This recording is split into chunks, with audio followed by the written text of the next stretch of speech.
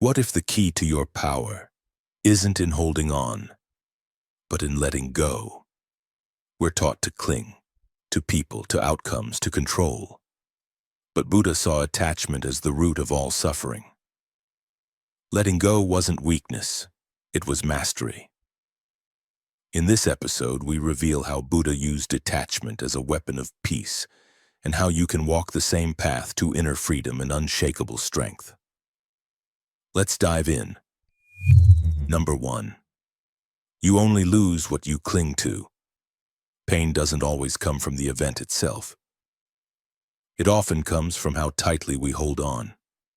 We suffer not because things change, but because we resist that change. We grip relationships that have already ended.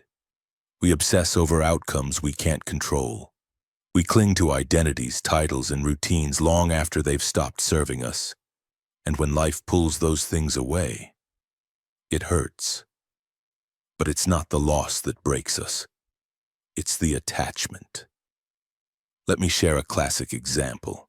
A monk once crossed a river with another traveler. On the other side, the man slipped and lost his walking stick in the current. He screamed, panicked, and tried to chase it, nearly drowning. The monk calmly said, "If you had let it go the moment the river took it, you would have walked away unharmed. But your clinging nearly drowned you." That's the danger of attachment. When we hold on too tightly, to people, to ideas, to how things should be, we suffer twice. Once from the change itself, and again from our refusal to let go. Now let's take this into everyday life.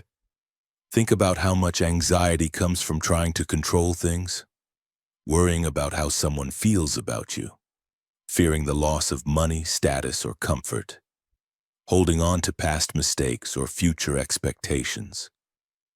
But here's the truth. Everything is temporary. Jobs, relationships, even the version of you that exists right now. It's all constantly shifting.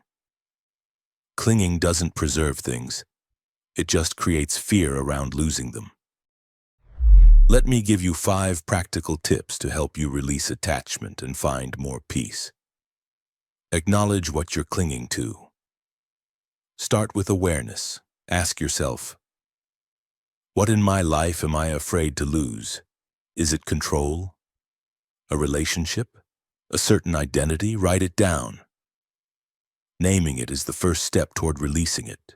Remind yourself that change is natural. Nothing in nature clings. Leaves fall. Seasons shift. Rivers flow. You are part of that rhythm. When you accept change, you stop fighting reality and start flowing with it. Practice letting go in small ways. Skip your usual coffee. Leave a text unanswered. Let someone else take the lead. These tiny acts build your flexibility muscle, so when big change comes, you're not shattered by it. Replace "I need this" with "I appreciate this." Gratitude turns possession into presence. Try saying, "I appreciate this moment, this person, this opportunity, but I don't own it."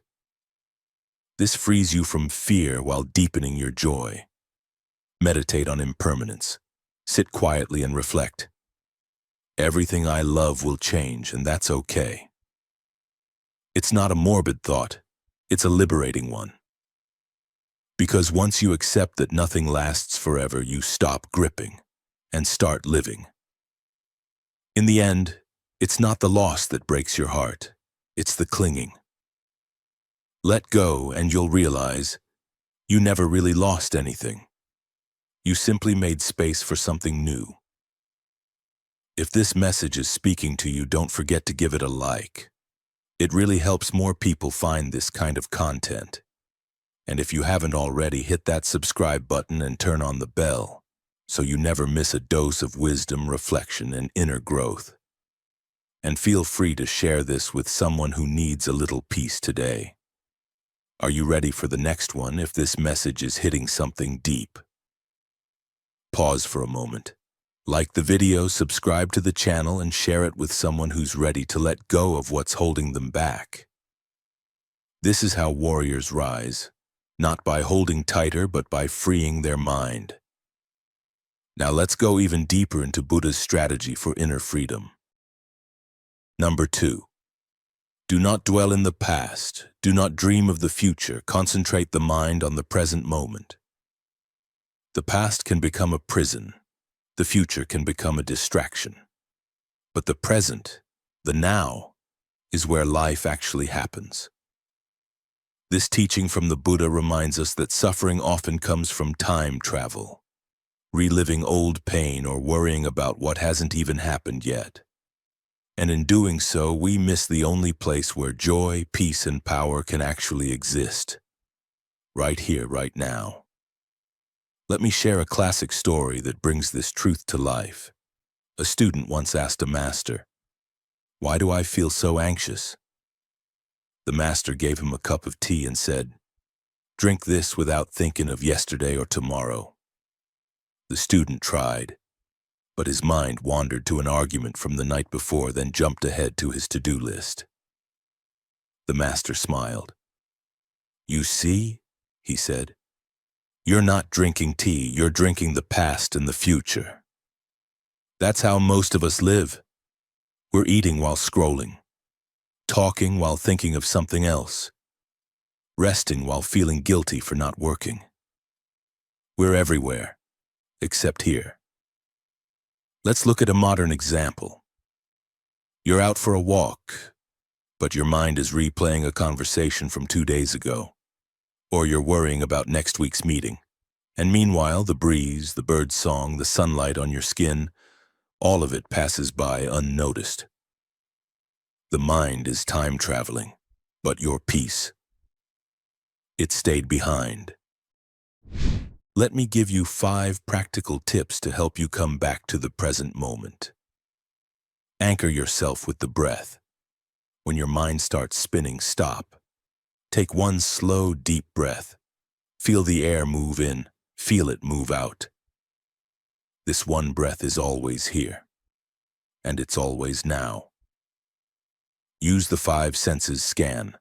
Look around and name one thing you can see, one thing you can hear, one thing you can touch, one thing you can smell, one thing you can taste.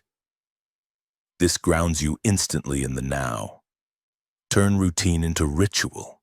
Next time you make tea, brush your teeth, or wash your hands, be fully there. Feel every movement. Smell, listen, breathe. That's meditation in motion. Set present moment reminders.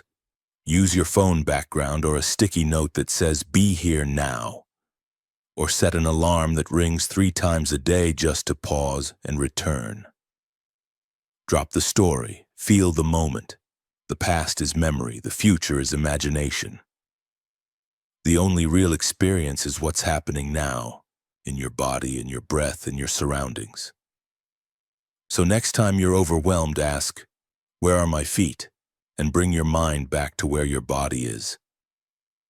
Because in the end, the past is done, the future is unknown. But this moment, right now, is alive, and the more you live in it, the more life opens up to you. In this episode of Conrad Warriors, we uncover why Buddha saw letting go not as surrender, but as supreme strength. He taught that true power isn't found in control, it's found in freedom from attachment. We break down how clinging creates suffering and how releasing expectations, ego, and fear opens the path to clarity, peace, and real power. This isn't about walking away, then it's about rising above. Letting go is a warrior's move, one that brings unshakable calm in the middle of chaos. When you master detachment, nothing can break you. Don't forget to share, like, and subscribe.